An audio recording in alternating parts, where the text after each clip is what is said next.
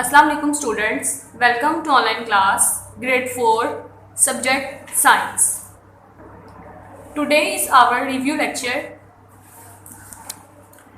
इस लेक्चर में हम पिछले कराए गए ऑनलाइन लेक्चर्स की रिवीजन करेंगे. Unit number 1 topics types of muscles. Lecture number 1 में हमने unit number 1 types of muscles से स्टार्ट किया था.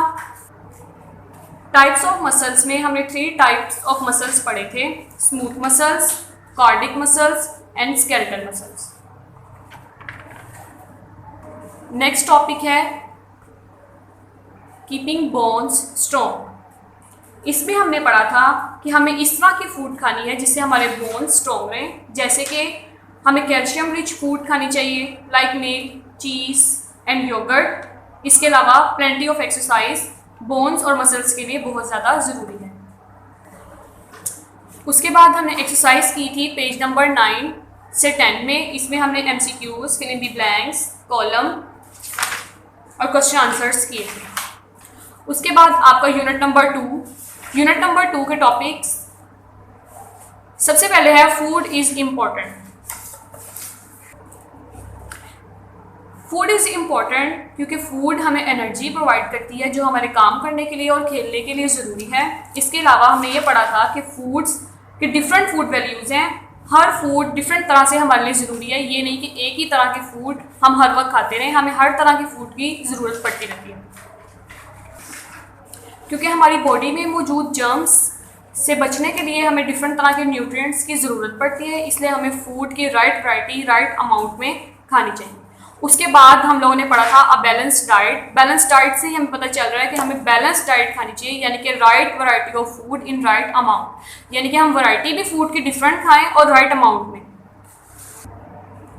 हमें हेल्दी रहने के लिए बैलेंस्ड डाइट खानी होती है और हमें अवॉइड करना चाहिए जंक फूड, क्योंकि जंक फूड में न्यूट्रिशनल लेवल लो होता है और इसमें शुगर लेवल ज़्यादा होता है, जिसकी वजह से आपकी सेहत ख़राब हो जाती है. इसलिए हमें जंक फूड ज़्यादा नहीं खानी चाहिए, उसे अवॉइड करना चाहिए और बैलेंस डाइट खानी चाहिए. उसके बाद हमने पढ़ा था food groups. Different types of food groups हमने पढ़े थे. उनमें है carbohydrates, dietary fibre, proteins and fats. इसके अलावा हमने इनमें ये पढ़ा था कि ये सब फूड ग्रुप्स में से हमें ये सारे न्यूट्रिएंट्स चाहिए, लेकिन अपनी अपनी अमाउंट में. कुछ हमें ज़्यादा तादाद में चाहिए, कुछ हमें कम मिकदार में चाहिए. इसके बाद हमने पढ़ा था फूड पायरामिड. फूड पायरामिड में हमने ये पढ़ा था कि हमें फूड ग्रुप्स में से कौन सी चीज़ कितनी मिकदार में खानी चाहिए. इसके अलावा water and exercise. Water and exercise में भी हमें यही पढ़ा था कि वाटर हमें खुराक के साथ साथ पानी की भी ज़रूरत होती है और उसकी भी हमें कम से कम दिन में 8 ग्लास पानी के पीने चाहिए. इसके अलावा एक्सरसाइज के राइट वैरायटी ऑफ फूड खाने के साथ साथ और पानी के साथ साथ एक्सरसाइज की भी ज़रूरत होती है बॉडी को. इसके बाद हमने पढ़ा था कुकिंग एंड प्रिजर्विंग फूड, के फूड को किस तरीके से कुक करना है और उसको प्रिजर्व करना है. अगर फूड आपका खाना अच्छे तरीके से नहीं पका हुआ तो उसकी वजह से भी आपकी सेहत ख़राब हो सकती है. खाना अच्छे से पका हो और अच्छे से उसको प्रिजर्व किया हो. फूड आपकी अगर आप ज़्यादा नहीं पकाते हैं और कच्ची रह जाती है तो उससे भी आपका पेट ख़राब होता है, क्योंकि उसमें जर्म्स जो हैं वो किल नहीं होंगे. और अगर आप ओवर कुक कर देते हैं तो उसकी वजह से उसके न्यूट्रिएंट्स जो हैं वो भी ख़राब हो जाएंगे. तो इसलिए फूड जो है वो अच्छे तरीके से पकी हुई हो. इसके अलावा प्रिजर्विंग फूड को खाने को ख़राब होने से बचाने के लिए आप इसको फ्रीज भी कर सकते हैं और उसको अच्छी जगह पे स्टोर भी कर सकते हैं, जिसकी वजह से आपकी फूड जो है वो प्रिजर्व रहेगी. इसके बाद हमने की थी एक्सरसाइज. एक्सरसाइज हमने पेज नंबर 16 से 17 पे की थी. इसमें हमने MCQs, fill in the blanks, find the odd one out in each of the following ये की थी. फिल इन द ब्लैंक्स नहीं थी आपकी इस एक्सरसाइज में. इसके अलावा put 2 words from the list into each column of the table below. ये एक्सरसाइज और इसके अलावा आंसर दीज क्वेश्चन. 7 क्वेश्चन हम लोगों ने 7 क्वेश्चन किए थे. मैं उम्मीद करती हूँ आपने अच्छे नीट वे में कॉपीज पे नोट डाउन भी कर लिए होंगे और याद भी कर लिए होंगे. उसके बाद यूनिट नंबर 3, इसका टॉपिक है टीथ. इसमें हमने पढ़ा था a baby is born without teeth. और जब बेबी फ्यू मंथ्स ओल्ड हो जाता है उसके बाद इसके दांत जो है वो निकलना शुरू होते हैं, जिनको हम बोलते हैं मिल्क टीथ. मिल्क टीथ जो है ये सेट होता है 20 टीथ्स का और इन टीथ्स को हम बोलते हैं मिल्क टीथ. इसके बाद हमने पढ़ा था types of teeth. At the age of 6 milk teeth start to fall out and new teeth appear in the gaps. अब जो टीथ आएंगे उनको परमानेंट टीथ कहते हैं और ये 32 टीथ होते हैं in each set. Types of teeth में हमने ये पढ़ा था कि फ्रंट के जो आपके टीथ होते हैं इनको बोलते हैं इंसीजर्स और इनका काम क्या है, फूड को कट करना।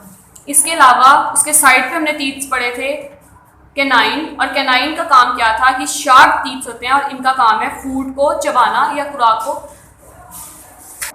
इनका काम था फूड को टीयर करना यानी कि तोड़ने के, खुराक को तोड़ने के काम आते हैं। और कैनाइन्स 4 कैनाइन्स होते हैं मुंह के अंदर, 2 इन ईच जॉस। इसके बाद हमने पढ़े थे मोलर्स और प्री मोलर्स। मोलर्स और प्री मोलर्स का काम था फूड को ग्राइंड करना और च्यू करना यानी कि चबाना। इसी पेज नंबर 21 पे हमने कॉन्सेप्ट चेक भी किया था जो कि फिलिंग दी ब्लैंक्स हैं। उसके बाद हमने पढ़ा था लुकिंग आफ्टर योर टीथ, कि अपने टीथ्स की देखभाल कैसे करनी है। जैसे कि मैंने आपको बताया था कि अगर आप टीथ की अच्छे तरीके से देखभाल नहीं करते हैं तो प्लैक आपके टीथ्स के साथ लग जाएगी जो कि एक स्टिकी लेयर है जर्म्स की, जिसकी वजह से आपके दांत जो है वो ख़राब हो जाएंगे।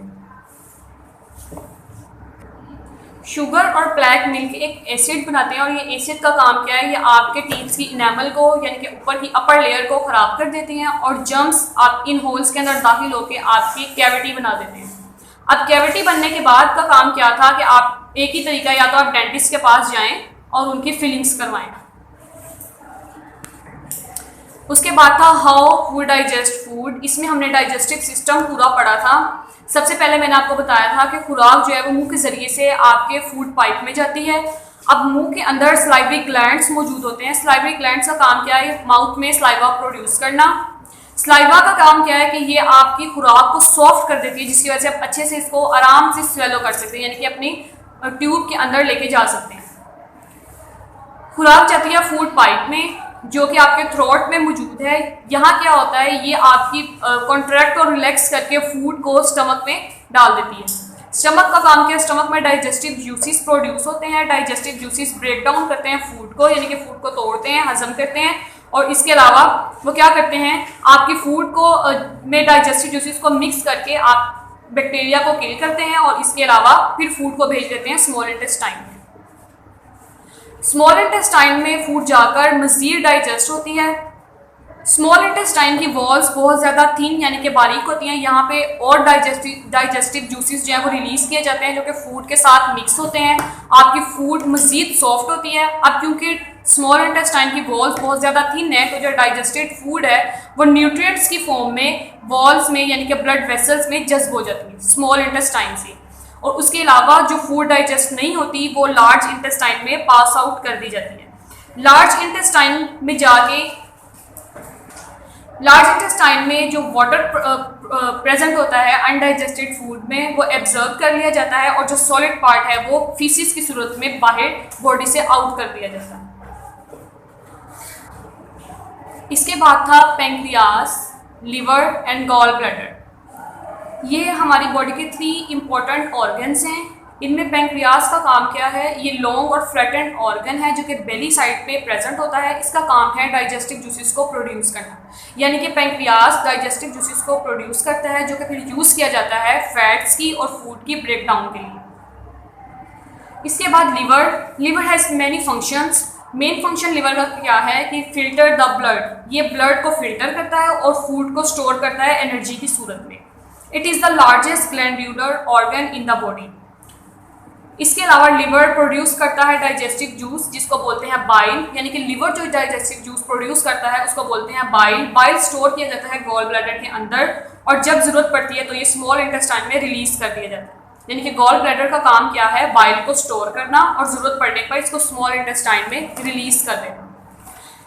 इसके बाद हमारा है ईटिंग हैबिट्स। ईटिंग हैबिट्स में हमने पढ़ा था कि हमें डिफरेंट रूल्स फॉलो करने चाहिए अगर हम चाहते हैं कि हमारा डाइजेस्टिव सिस्टम प्रॉपरली वर्क करे। इसमें सबसे पहले था eat regularly and at fixed times.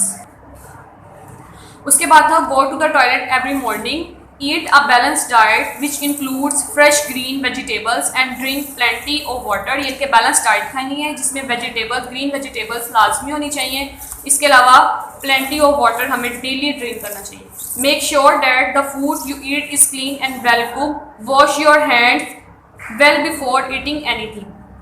Do not run about, stand or become excited while eating. यानी कि खाने के दौरान में ना तो आपको भागना चाहिए और ना बहुत ज़्यादा एक्साइटेड होना चाहिए. Chew your food well. Rinse your mouth after you eat. ये ईटिंग हैबिट्स हमें अपनानी चाहिए अगर हम अपने डाइजेस्टिव सिस्टम को चाहते हैं कि ये प्रॉपरली वर्क करे. इसके बाद हमने की थी इसकी एक्सरसाइज पेज नंबर 26 से 28 में, जिसमें हमने fill in the blanks, MCQs, column, tick cross और आंसर क्वेश्चंस ये थे. उम्मीद करती हूँ आपने अच्छे से नोट डाउन भी कर लिया होगा और याद भी कर लिया होगा. आपका रिव्यू लेक्चर यहाँ पे एंड होता है. उम्मीद करती हूँ आपको समझ आ गई होगी. इसके अलावा आंसर क्वेश्चंस और तमाम एक्सरसाइज अपनी बुक पे नीट वे में नोट डाउन कर लें. आपका रिव्यू लेक्चर यहाँ पे एंड होता है. अल्लाह हाफिज़.